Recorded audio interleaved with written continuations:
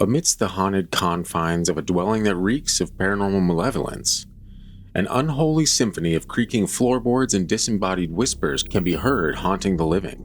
Rooms echo with the spectral footsteps of those who once walked this earthly plane, and the air is thick with a palpable discomfort that defies logical explanation. Those who dare to call it home find themselves ensnared in a nightmarish tapestry woven by forces beyond comprehension, and the haunted history of the dwelling takes root in the very fabric of its own walls. Happy New Year and welcome back to Sleep with the Lights On. In today's episode, we'll be immersing ourselves in tales of armless apparitions, demonic possession, and terrifyingly haunted homes. We'll see you on the inside.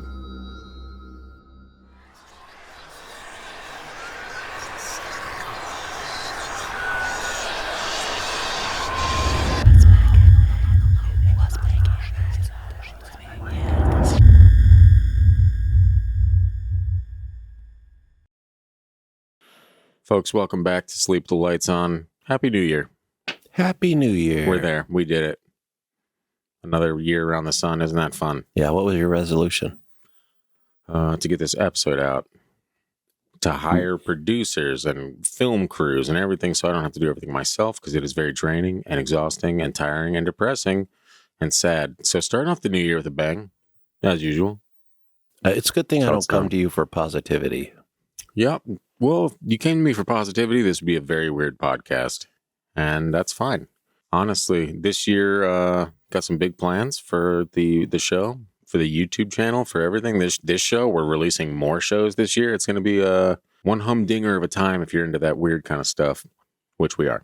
As I kind of mentioned in the opening monologue, we've got tales of armless apparitions, demonic possession type stuff that kind of correlates with the story we've done in the past, which is why I put it in this. I'm like, ooh, this is almost like that other one. And I want to just kind of, over time, we're slowly piecing things together. And this story helps with the demonic possession angle that we've kind of talked about in the past. It's going to be fun. You mean the angle where it's in your mind?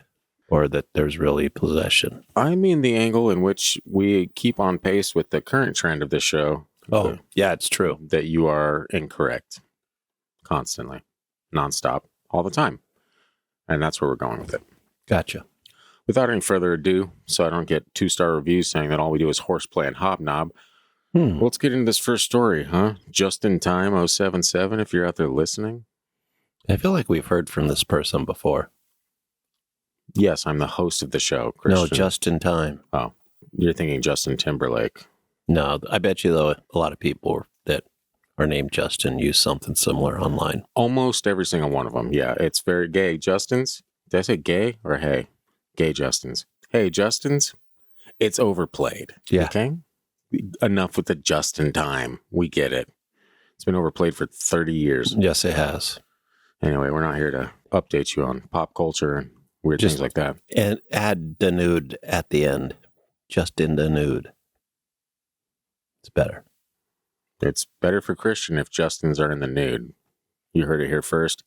This first story is called Burnt Hair and Attic Stairs, and it's by Tacos Palacos. Wait, I thought this was Just in Time. I went into that rant for no reason. Christian, I'm convinced that you are oblivious to half of what goes on in the show. Just in Time 077 was the Apple review that we got that said all we do is horseplay and hobnob, which is why I was trying to fast forward past the horseplaying and hobnobbing, just in case Just in Time was still listening. And now we ended up going further with it. So Just in Time 077 is definitely not listening now because all we've been doing so far is horseplaying and hobnobbing around. Okay, so that reminds me. So anyway, Just in the nude, covered in maple syrup on an anthill. Wow. Vengeance is mine. And unsubscribing is everyone else's. It's fine. Cut that out, Scott. This is Burnt Hair and Attic Stairs, and it's by Tacos Palacos. I like that name. I bet you do. Breakfast. Wow. You know you want them. Can I get into this story? I've been waiting. Just start talking. I'm like giving a couple seconds before I do, and then you're beep, beep, beep. So anyway. I'm awake finally. Wow. You're welcome. And everyone didn't rejoice. So the stairs to my attic had smelled like burnt hair for 3 days. Extremely odd because it was just that area and I have a very old, drafty house. On day 4, I came home from work just before midnight, and as soon as I walked through the door, I felt like I had someone standing over my shoulder, breathing down my neck. The feeling was so strong that I opened my medicine cabinet so that the mirror was against the wall. Smart move if you listen to previous mirror episodes. I also showered with the shower curtain open because I had a powerful need to see the room. After a shower, I was a little less on edge until I walked past my 4-year-old daughter's room. The door was closed, but I heard her talking in her sleep. Then I heard a loud crash. I slowly opened the door to find her sleeping on top of the covers and the pile of stuffed animals she insisted on sleeping with scattered across the room. I turned the light on low, looked around the room, and checked her breathing. All seemed well, so I went to bed. The next morning, I asked her if she had a bad dream. She said, "Yeah, there was a man with no arms and sauce on his face, and he kept laughing at me. I told him to go away, but he wouldn't. Then an arm came out of the wall, threw me into the ceiling, and I crashed back down on my bed and went back to sleep." And I said, "Sauce on his face?" And her response was, "Yeah, red like spaghetti." Too creepy for me. Wow. So the ghost died, or Armless, red-faced ghost laughing at a little 4-year-old girl. Arm comes out of the wall, grabs her, throws her up against the ceiling. Then she comes crashing back down on her bed and goes back to sleep. so it tells me that whoever this person was killed in this house. Arms were taken off the body, and somehow And stuffed in the wall. And since there was the smell of burning hair, what happened to the hair? I mean, it seems like they're all connected. What did they? Yeah, I don't really get the burnt hair thing. They burnt the body afterwards. Yeah, but you'd think the ghost would be like more charred or something like that. I don't know. I don't really know how it works, but it's terrifying that the mom came home, felt like someone was watching her, and then she hears this loud crash in her daughter's room. Checks, her stuffed animals are all over the floor, all kinds of stuff. And the next morning, her daughter's like, "Yeah, something threw me up on the ceiling and then dropped me back down on my bed." Now, I don't think that the daughter actually hit the ceiling, but that would be a good scary movie. Well, what was the loud crash? I don't know. It wasn't the stuffed animals hitting the floor. But if you're a young kid and you wake up in one of those falling dreams, you're going to think that you came off that ceiling. You remember waking up like that when you were a kid and you actually thought you were falling and then you're bouncing on the bed? For me, it was never falling. I would have this recurring pre-dream before I fell asleep that I was riding my bike up a hill back in my hometown, and I went to cross the street on it. And at that exact moment, a semi was coming down the hill and hit me. And so I'd jolt myself awake. Some Pet Cemetery type dreams. Yeah. Literally never dreamed of falling or anything like that. But yeah, it was always that one. I would always dream of falling and I'd wake up bouncing. Like I actually fell on my bed. So I'm wondering if maybe this happened to you as well. I don't know, man. There's a really weird correlation with that. The sound that she heard and the daughter telling her that story the next day. I'm not saying she was absolutely thrown into the ceiling, but she definitely saw something creepy. Armless man laughing at you with what we can only assume is blood all over his face, and definitely not spaghetti sauce. Yeah, I don't know, man. Chef Boyardee's brother, who lost part of the business, had spaghetti on his face and no arms. Wow. So it really was spaghetti. Wow. But he still got his arms chopped off. And this is why we get low reviews, folks. Low quality content. That's fine. Sometimes that happens. Anyway, with that, let's get into the second story, shall we? And it is called The Edge of Possession. And it's by GWC Throwout. My family has a long history of paranormal things happening, and my mother and great aunts often have shared dreams on the same night, etc. Anyway, my friends and I went into an abandoned mental ward that was located in my neighborhood and looked around. Everyone had the heebie-jeebies, but me in particular, when we'd circle back around to the main area, would get a buzzing, static-like sound in my ears. I refused to continue exploring when I got to shivering really violently as we passed a main office section on the building.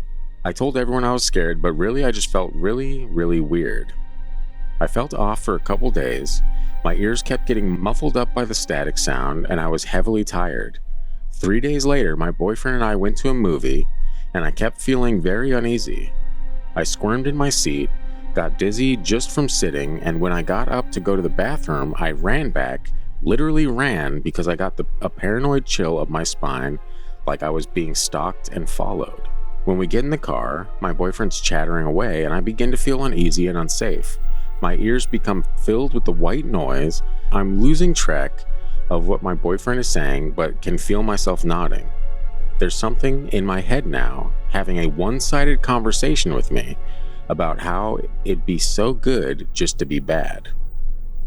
How being evil and wrong would be easier. How wouldn't I like to just coast on that for a bit? Yep. No worries, just trust it. Give in, come, let go.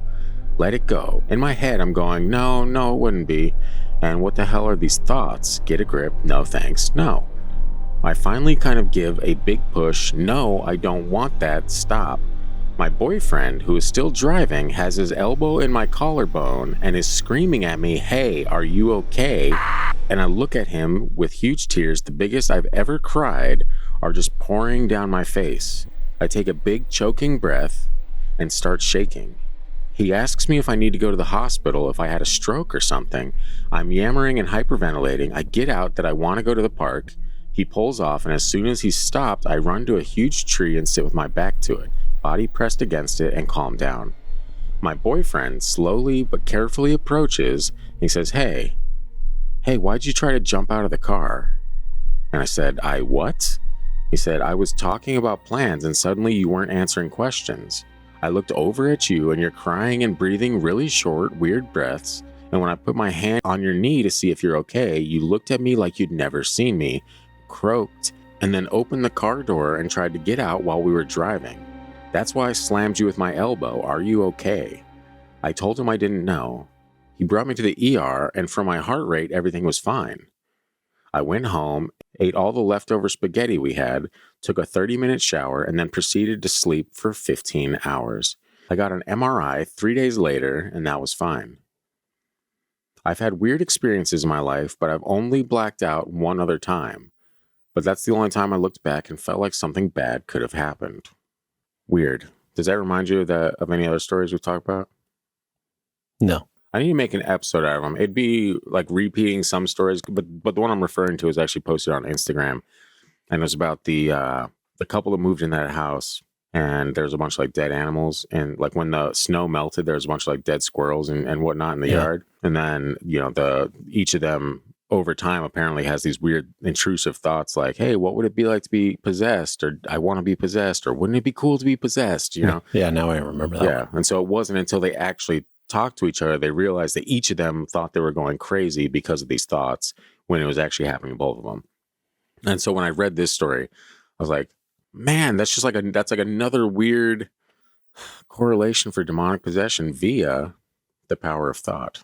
What if that is how demons take over, is they slowly get like just break you down over time with these weird thoughts, intrusive thoughts like, hey, wouldn't it be great to do this? Or like this one, hey, wouldn't it be great to just be bad? Just let go, live a little, it's fine, you know? So basically, these intrusive thoughts from the demons are in your mind. The demons are speaking to you through intrusive thoughts. In your mind. Where else are thoughts located, Christian? In your mind, where all the demons are. I don't know.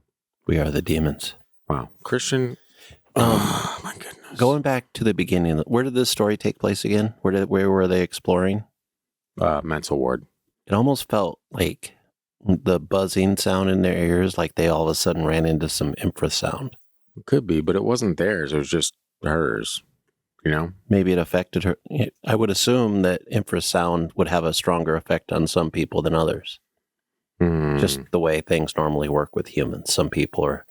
Perhaps, or maybe an entity latched on to this one person in particular. That could be if those things are real, and if they're not real, they definitely are, as we've mentioned many a time. If they're not real, maybe something like infrasound can trigger your brain to kind of go into a weird little functioning state where you want to do that stuff.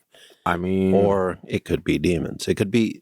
Let's just assume that both these things are plausible. Okay. And there was a demon right there. I heard it. Either way. I don't think infrasound would do this. No, normally it's only going to affect you right then, not for days after. But also, if infrasound affected people this way, then most of our listeners would probably be affected in the exact same way and think that demons were possessing him, because I drop a decent amount of infrasound into our podcast. Maybe you got to assume that the government's done a lot of experimenting with infrasound. Maybe there's certain types that trigger. I'm sure there's certain types of stuff that, maybe is a little more strong. And it's not like I bury our stories in infrasound or anything, but the really creepy stories, I try to spice them up a little bit. Be like, I wonder if I could put a little layer and spook people out a little more. I'm crafty like that, and that's fine. So you're going with demon on this one. I'm saying that there's a lot of threads that seem to tie together with intrusive thoughts and demonic possession, and the idea that you can have, we've mentioned before that you can have dreams and be manipulated by entities through your dreams, right? I personally said that. I've said that, but I've also personally experienced it while being choked out by a shadow person in the middle of a dream while my apartment was definitely haunted. So like there's things that correlate with one another that, you slowly put this little puzzle together. You're like, that's weird, because I heard this exact same thing in this story years ago and blah, blah, blah. And like my dad had a similar story where he heard something, in the house, and he told me about it. And I didn't even think about demonic possession or demons or anything until I read the previous story. I was like, and then I find this story. That's 3 stories in like the span of a year that all have really similar bases to them. And so I'm not saying it's 100% certain, but I'm saying that this is something that I've never heard people talk about. And now in the span of like 1 year's time, I've heard 3 different stories of this being a possible like open window or open door for entities to come in or slowly like weasel their way in. Because I don't think that, and when it comes to possession, I don't think you can just be like, I gotcha, you're possessed. Like, and maybe there is different ways to possess people, but in particular, this one is really fascinating to me. Because there's so many people out there that have these types of thoughts, myself included. I have some pretty twisted thoughts. I've struggled with a lot of stuff myself. And so when I read the story, I'm like, oh, interesting. What if this show is hosted by a demon? No, it's not. But what if? No, it's fine. What if is a TV series, and since we're dealing with demons, it would have to be a what if? Please, that's the worst Marvel show of all time. And nobody watched it, and nobody cares. Any other explanations outside of me being 100% right? I don't think it's a demon. I think so. You do think it's just like your brain? I think there's part of it that's normal human reaction, but like I said, the infrasound or the sound part of it. Yeah, we won't say it's infrasound, but the sound part of it makes me feel like something triggered this. It's the demons. Yeah, I think the strangest part of that is obviously when the boyfriend is like, yeah, why'd you try to jump out of the car? That was pretty and she's strange. Like, I did what? Because that is like a full-on breakdown at that point. If it's your brain, like you gave up all function and you're just fending for yourself. Hey, whatever you want to do it, because I'm out. But that also might show why some people just jump off cliffs for no reason or do weird stuff out of the blue. Something in their brain comes in. A parasite. That doesn't make sense though, because a demon or a parasite wants that vessel to survive. I wouldn't follow that for demons, but parasites, sure. I mean, demons typically need something to survive to keep going because they can't get into any vessel they want, according to the lore. According to the lore, as is tradition. All right. Anyway, that was a fascinating story, and I'm gonna compile these stories as I come across them, and at some point, I'm gonna make just a dedicated episode of this style of possession. Or if we can get that priest on, then I'll just ask him about it. Be like, what do you think about this? And he'll be like, well, Scott, I think you're absolutely insane. I'm so glad you asked. That's what I was planning on saying to the priest when he came on and told me about possession. All right. With all that being said, let's get into this third and final story of the episode. And I'm going to take a brief moment here to let you all know that we will not have a bonus story dropping tomorrow, as we usually do. We got some pressing matters and a little bit of scheduling conflicts, and that's fine. But we'll be right back to our normally scheduled programming for the next episode of Sleep with the Lights On, which is debuting in a couple weeks. So, hey, buckle up. It's going to be fine. Anyway, this third story is called A Horrifyingly Haunted Home, and it's by Witty39, or Jay Witty, sorry. Apologies, Jay Witty. I meant no disrespect. So one of my closest friends growing up lived in a house that was, beyond a reasonable doubt, haunted AF. I'll be the judge of this. I believe they are. The house was defiantly. Damn, I almost made the spelling mistake that everyone makes when spelling definitely. And that upsets me a lot when people send me texts that said, I defiantly am. I'm like, so do you want to do it or not, man? Are you defiant or definite? I've never gotten a text like that. Yes, you have. You just didn't. Your brain didn't catch it because you're slow. The house was definitely somewhere around a century old, or at least now it is. And our town was situated in a very woodsy suburb. During high school, my parents went on a vacation, and for a few days I stayed at this particular house of my friend. Let's call him Paul. I stayed in Paul's room in a sleeping bag on the floor while he slept in his bed. One morning, I woke up to someone whispering in my ear, like directly into my ear, my name, or saying my name and saying, "You need to leave, now." It did not say this super maliciously, almost more of a warning. It definitely woke me up though, and immediately I'm thinking Paul was messing with me, as he frequently did. But I turned around to my right where he was sleeping and realized he was completely out. I said, "What?" to him, thinking he was joking around, but he didn't wake up. He was definitely asleep. It was quiet and still too early for even Paul's parents to be up, and then it hit me, as it still hits me today. I heard the whisper in my left ear, and Paul was on my right side. Paul had other experiences in that same room, a few I can remember off the top of my head. For a time, he told me he suffered from sleep paralysis on a consistent basis. He would see demons in his room and would be unable to move. He told me that very frequently in his sleep, the standing fan by his bed would become a demon girl, and he would wake up with a jolt of adrenaline, having punched or thrown the fan down to the ground. Attaboy, Paul.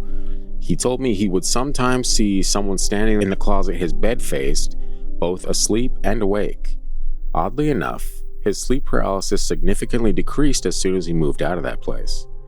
That floor, the second floor where Paul, his parents, and 2 of his 4 sisters slept, was spooky.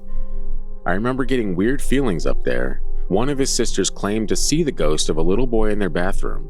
His mom once opened the closet in her bedroom to find the same little boy standing in there, looking up at her and asking for his mom. Creepy.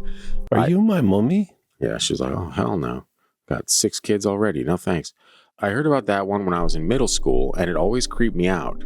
It's always scarier when the adults see them too. Before my own experience, I generally thought that Paul was just trying to mess with me when he would tell me about these other experiences. Most of our other friends were the same way, thinking Paul was full of shit. Even after my own experience, at times I thought I just as easily could have dreamt it up.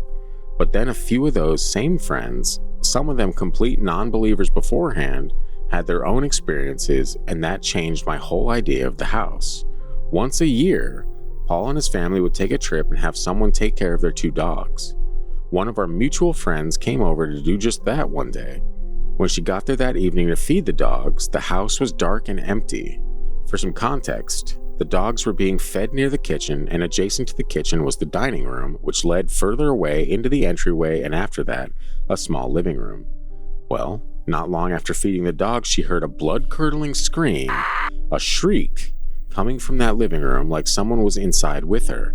She booked it outside with the dogs, checked for intruders, and saw no one was there. I'm pretty sure after that she called Paul, told him what happened, and he laughed and said, "Yeah, shit like that happens sometimes." Classic Paul.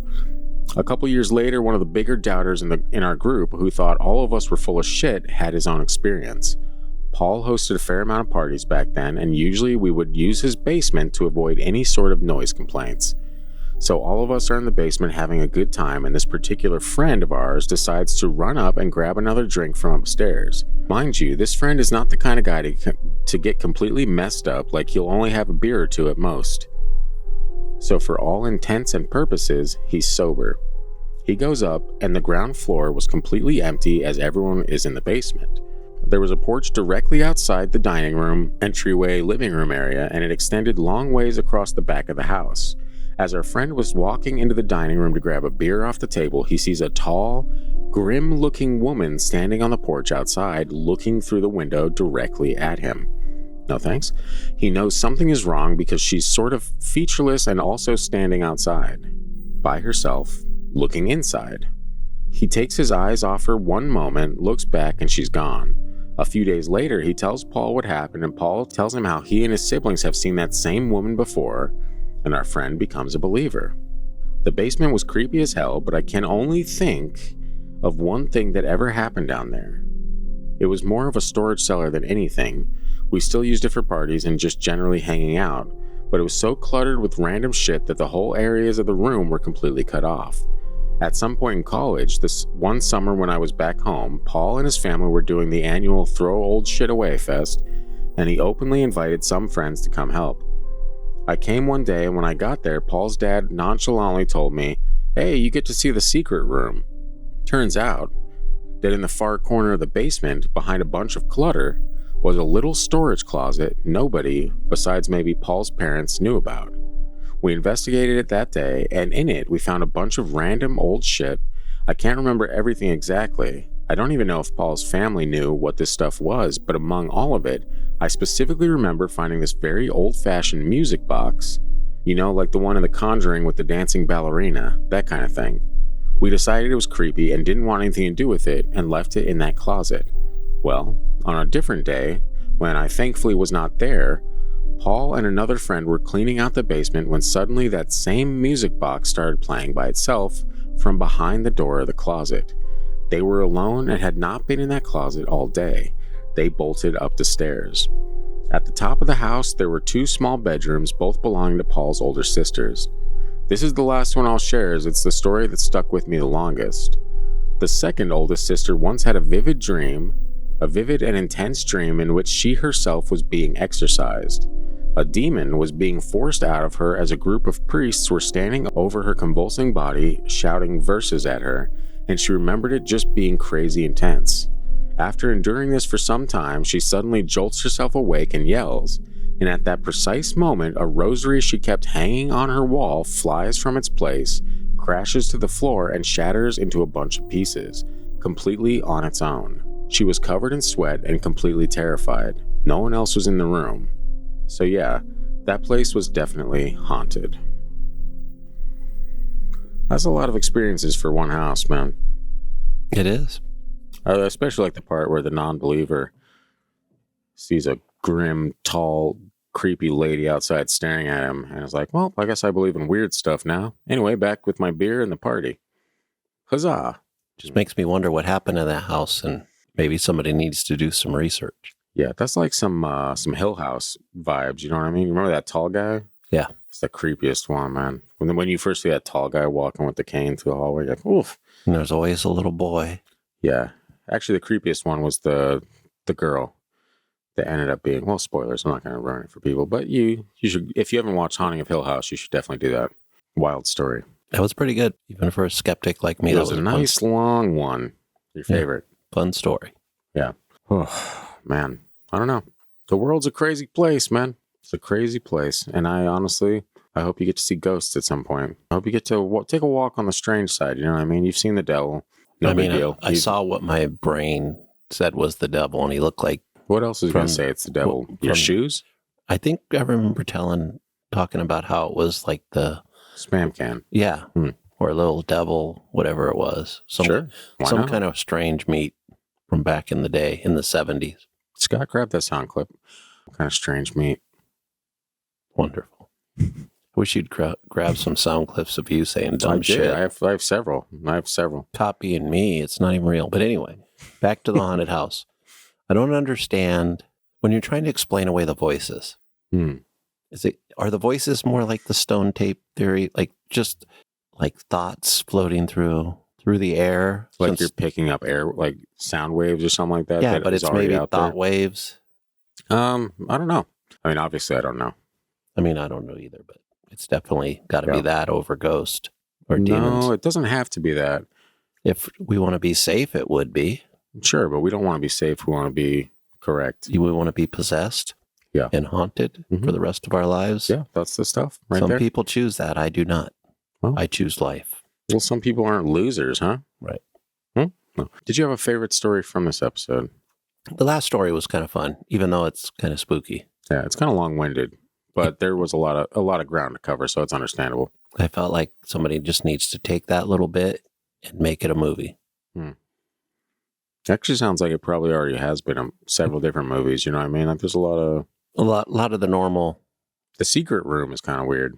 And Yeah. those are always creepy. It doesn't matter, what's in there. Anytime there's a secret. That's what I felt about our crawl space. When I saw how big that thing was, and it's just a little square hatch in the garage, I'm like, oof, don't want to go down there. But I've had to several times, and it's not fun. But at least I can duck walk in there, and I don't have to crawl in the space. As long as you don't look up and see Pennywise, you're okay. Oh, that's only happened a couple times, but I got over it. It's fine. Anyway. So did Georgie. He got over it. Through death. Yes, totally. As is tradition. Final reminder, no bonus story dropping tomorrow, as we've got some other stuff in the works that is unfortunately occupying our time. We hope you enjoyed this episode of Sleep with the Lights On. Be sure to follow us on social media at Freaky Deaky Pod, pretty much across the board, except on TikTok, which is at TFT Paranormal. Join the Facebook group. It's a fun time. We get a lot of ideas there. We get a lot of fun back and forth with listeners, and there's an ungodly amount of inside jokes being formed within that community. And if you want to be inside, you got to join. We accept most folks, except for lizard people. It's one of the rules. But yeah, so get in there. Listen to new episodes of the podcast every single Thursday, wherever you get your favorite spooky ghost podcast. You can find the Freaky Deaky as well. We hope you all had a fantastic New Year's, and we hope the year ahead is filled with great joy and merriment and other things that people say that are both cliches and also kind of heartwarming. I like it. There you have it. Send your stories to the gang at thefreakydeaky.com. If you want to be in an episode of Sleep with the Lights On, just put that in the subject line or something. Otherwise, it's going to be in a listener story episode on the podcast, which you'd have to listen to then. Be sure to subscribe. Fresh episodes of Sleep with the Lights On drop every other Friday, and we will see you for the next one 2 weeks out. We hope you have a fantastic night, and remember, friends, sleep with the lights on, because you never know what's lurking in the darkness.